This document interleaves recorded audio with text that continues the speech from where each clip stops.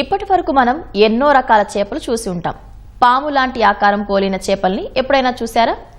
నీటిలో ఈదుతూ నేల మీద పాకుతూ ఉండే ఈ చేపలు వేలాదిగా కృష్ణా జిల్లా నాగాయలంక వద్ద కృష్ణానదిలో దర్శనమిచ్చాయి. అసలు ఇన్ని చేపలు ఎందుకు వచ్చాయి? ఆ చేపల్ని దేనికి వినియోగిస్తారు? వాటి వల్ల ఏమైనా ప్రమాదం ఉందా అనే విషయాలు ఇప్పుడు చూద్దాం.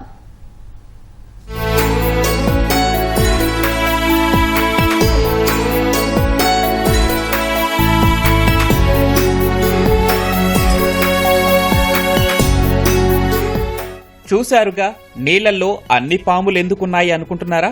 వీటిని సర్పాలనుకుంటే మీరు పొరబడినట్లే. పాము ఆకారంలో ఉండే వీటిని ఈల్ చేపలు అంటారు. ఇవి నీటిలో ఈదగలవు, నేల మీద పాకగలవు.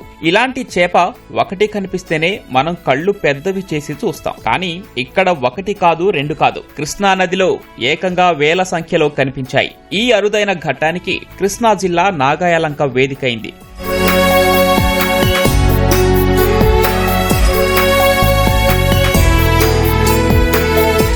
బంగాళాఖాతం ఆటుపోట్లకు కృష్ణానదిలో సుమారు 40 కిలోమీటర్ల దూరం ఉప్పు నీరు ప్రవహిస్తోంది. గత కొన్ని నెలలుగా ప్రకాశం బ్యారేజీ నుంచి వేలాది క్యూసెక్ల నీరు విడుదల చేస్తున్నారు. సముద్రం ఉప్పు నీరు, నదిలోని తీయని నీరు కలిసి సవ్వగా మారింది. దీంతో నదిలో ఎక్కడో లోతులో ఉండే ఈ ఈల్ చేపలు వేలాదిగా పైకి వచ్చాయి.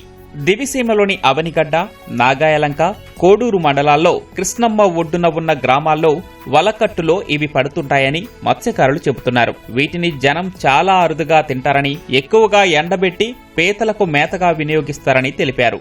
కుమ్రే పాములని మన మేతలో ఫీడ్ లోకి ఇట్లోకి ఉపయోగించే పాములు. జనానికి అయితే ఇబ్బందికరమేం కాదు. వాటి వల్ల ప్రతి ఒక్కరు భయపడ్డారని తెలిసింది. దాని గురించి భయపడాల్సిన అవసరం ఏం లేదు. ఎప్పుడు ఉంటాయి కాకపోతే ఈ సప్లైలు వచ్చినప్పుడు పైన కనపడతాం. చెరువుల్లో మేత వేసినా, శివాలయం కాడ పిండి అవి వేసినా అవి తింటాకు వస్తాయి. అవి అపకార పాములు కాదు. వాటి గురించి భయపడాల్సిన అవసరం లేదు. ఇటు వరకు లాగుడుండే అపకార పాములని, వాలి పాములని, వాటి గురించి భయపడాల్సిన అవసరం లేదు.